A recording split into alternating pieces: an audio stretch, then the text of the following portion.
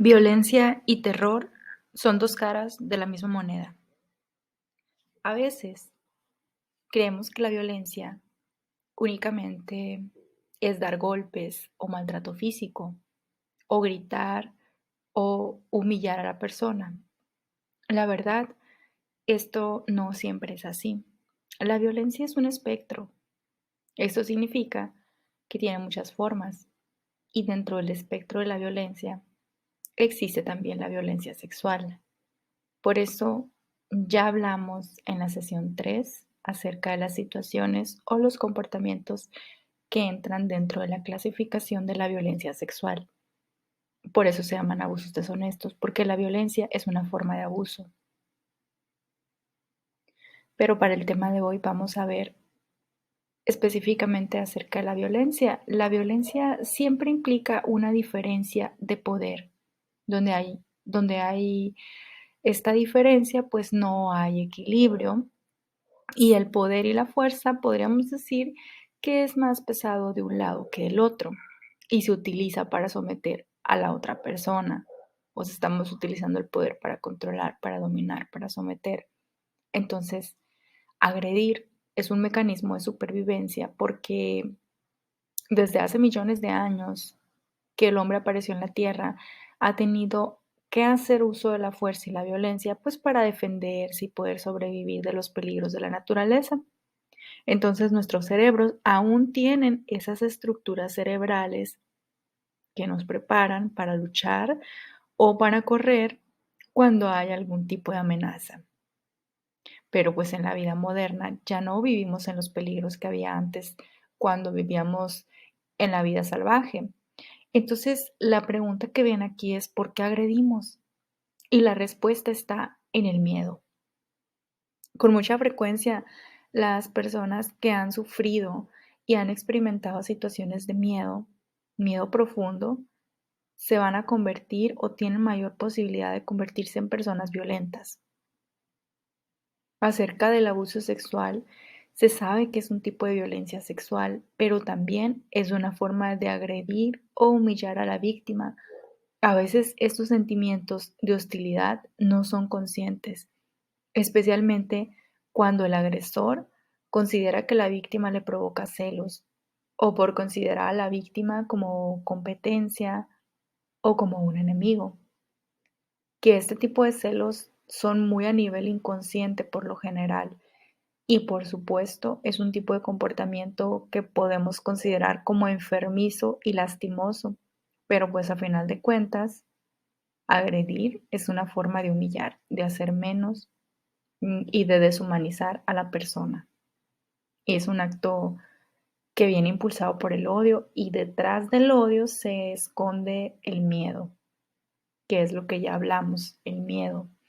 Entonces, muchas veces ya existen estos sentimientos hostiles o cierto tipo de sentimientos violentos hacia la víctima, pero solamente existen en forma de pensamiento o de ideas y solo son ejecutados hasta que aparecen circunstancias especiales, como por ejemplo en muchos casos cuando la persona está bajo los influjos o los efectos del alcohol, porque al momento de estar alcoholizado el organismo, la persona se desinhibe, pierde este filtro o el límite del comportamiento social y cruzando esta línea comienzan los comportamientos antisociales, es decir, los comportamientos violentos que funcionan, vamos a llamarle como una válvula de escape para esos sentimientos y pensamientos de hostilidad que la persona se había estado guardando o reprimiendo antes.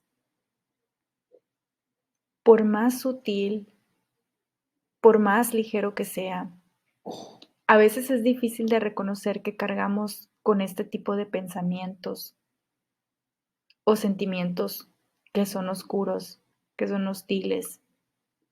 Y le llamo así porque de alguna manera son pensamientos y sentimientos que nos van a alejar de nuestra propia humanidad, nos van a alejar del amor. Los celos Los celos son una manera de rechazo. Si tú sientes o has sentido celos, es importante que reflexiones si estos sentimientos son sanos para ti o si vale la pena seguirlos cargando. Mejor ponte a pensar en qué te ayudan los celos, de qué te están sirviendo los celos. Ahora, volviendo al tema de que la violencia sexual es una forma de humillar a la víctima y capaz de hacer grandes daños a nivel psicológico, vamos a analizar las fases del ciclo de la violencia. Hay 3 fases en el círculo de la violencia. Se dice que es un círculo porque tiende a repetirse con el tiempo. En la primera fase o fase 1 es donde se va acumulando la tensión. De cierta manera, el agresor va acumulando diversos sentimientos que le van a llevar a que en el futuro vaya a agredir. Esta es la primera fase. En la segunda fase es cuando se dan las condiciones o se da el momento propicio para que el agresor ataque o agreda. En esta segunda fase es cuando se da el abuso.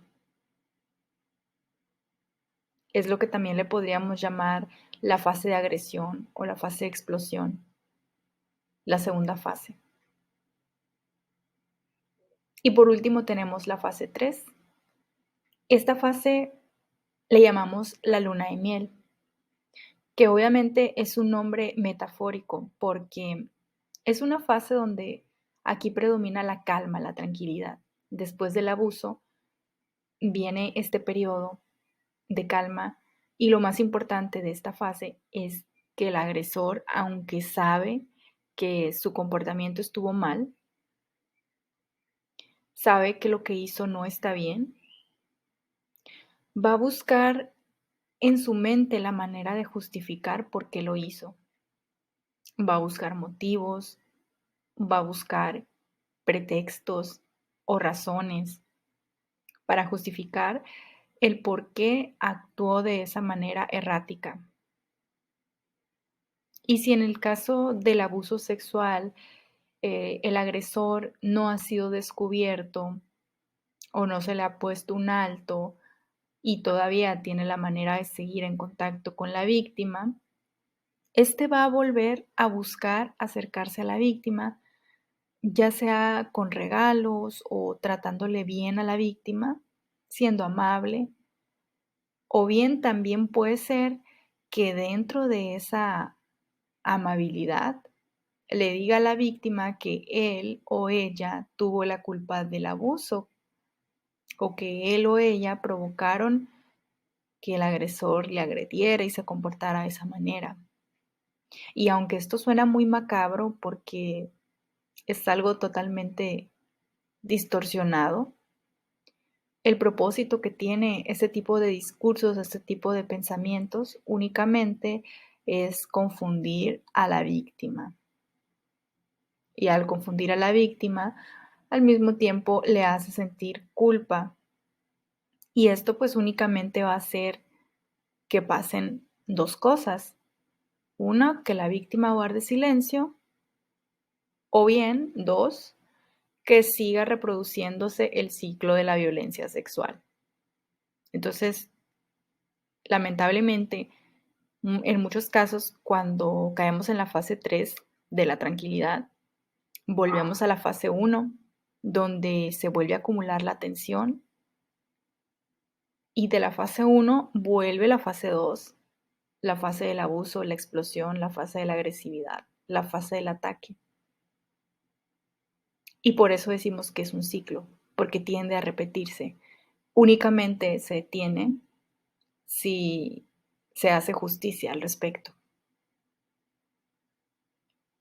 Recordemos que la violencia sexual sigue siendo violencia y la violencia nace de los miedos y de las inseguridades.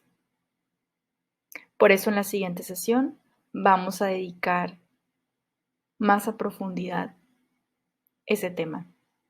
Así que te invito a seguir escuchando las próximas sesiones.